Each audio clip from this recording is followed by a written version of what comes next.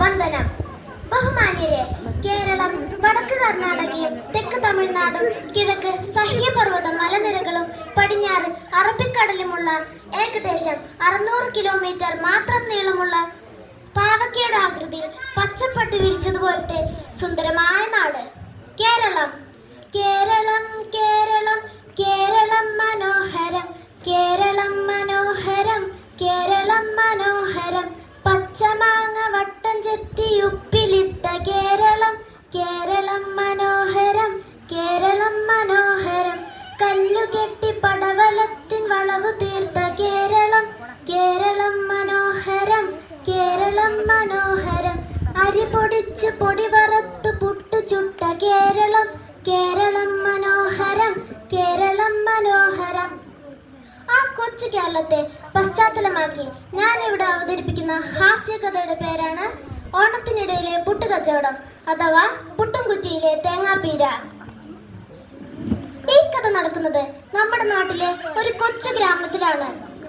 അതെ, മുട്ടത്ത് വർക്കി കടമനട്ട് ഞെട്ടിട്ട് വീണ കുട്ടനാട്ടിലെ അട്ടപ്പാറ എന്ന മുട്ടം പട്ടണത്തിലേക്കാണ് നിങ്ങളുടെ ഇഷ്ടപ്പെട്ട മനസ്സിനെ ഞാൻ കഷ്ടപ്പെട്ട് കൂട്ടിക്കൊണ്ടുപോകുന്നത്.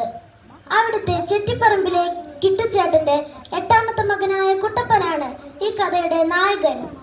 നമ്മുടെ നായകനെ കുറിച്ച് പറയുകയാണെങ്കിൽ കള്ളും കുടം പോലത്തെ കവിളുള്ളവൻ, അണ്ണാൻ ചകിരി കടിച്ചു പിടിച്ചിരിക്കുന്നത് പോലത്തെ വലിയ കള്ളരിപ്പൻ മീശയുള്ളവൻ, സുന്ദരൻ. കുട്ടപ്പന് പുട്ട് ജീവനായിരുന്നു. ഏത് സമയവും ഏത് തരത്തിലുമുള്ള പുട്ട് അവൻ കഴിക്കുമായിരുന്നു. അവനോട് ഏതൊക്കെ തരം പുട്ട് കഴിച്ചിട്ടുണ്ട് എന്ന് ചോദിച്ചാൽ അവൻ പറയും: അരിപ്പുട്ട്, ഗോതമ്പ് പുട്ട്, ചമ്പാപ്പുട്ട്, കൂവപ്പുട്ട്, റവപ്പുട്ട്, റാഗിപ്പുട്ട്, ചോളപ്പുട്ട്, കപ്പപ്പുട്ട്, ഇങ്ങനെ സകലമാന പുട്ടുകളും കഴിച്ചിട്ടുള്ളവൻ.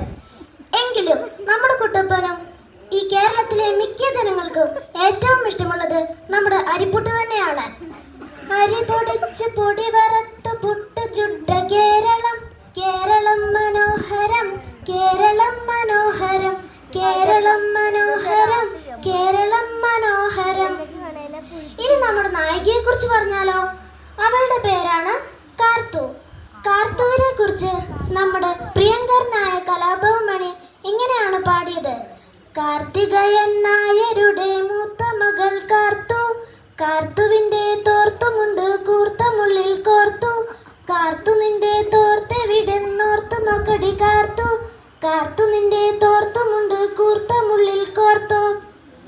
ഇങ്ങനെ ലക്കും ലഗാനവുമില്ലാതെ ചാടിത്തുള്ളി നടക്കുന്ന അവളോട് അവളുടെ അമ്മ ഇങ്ങനെ പറയും: തത്തക്കം പിത്തക്കം നടക്കാതെ പെണ്ണെ, തത്താച്ചി ലയ്ക്കുമ്പോൾ ചിരിക്കാതെ, മുട്ട പൊരിച്ച പോലിരിക്കാതെ പെണ്ണെ, കെട്ടിലും മട്ടിലും ചിട്ട വേണം.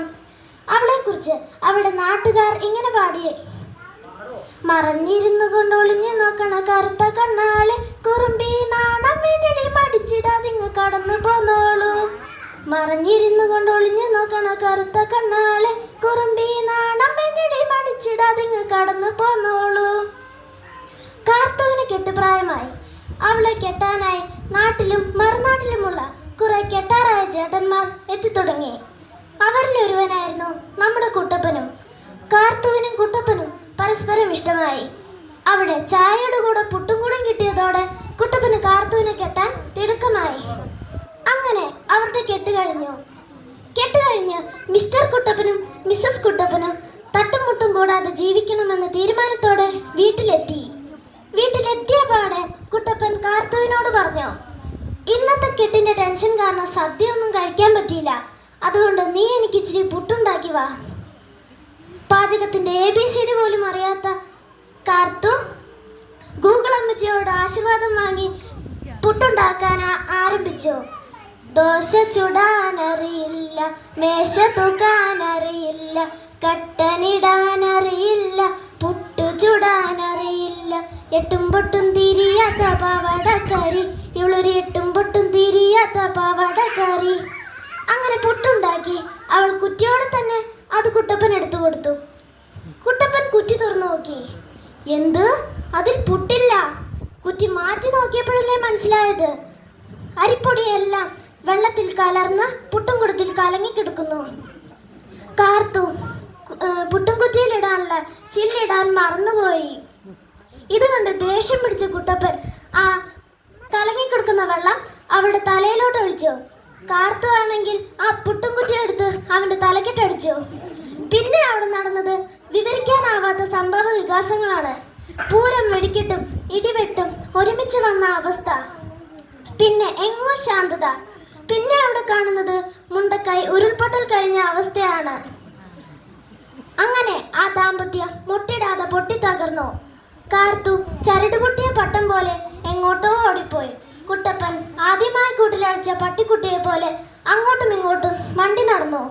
അതേ കൂട്ടുകാരെ, എത്ര വലിയ സമ്പത്തുള്ളവനായാലും എത്ര വലിയവനായാലും സ്വന്തമായി ഒരു കട്ടനിടാൻ അറിയില്ലെങ്കിൽ അവന്റെ ജീവിതം താഴെ വീണ് പച്ചമുട്ട പോലെ പൊട്ടിയൊലിക്കും. നമ്മുടെ ഔപചാരിക വിദ്യാഭ്യാസത്തിൽ അത്യാവശ്യം ജീവിക്കാൻ വേണ്ട പാചകവും കൂടി പഠിപ്പിക്കണം എന്ന അഭ്യർത്ഥനയോടെ ഞാൻ ഈ കഥ ടപ്പേന്ന് നിർത്തട്ടെ. നന്ദി, നമസ്കാരം.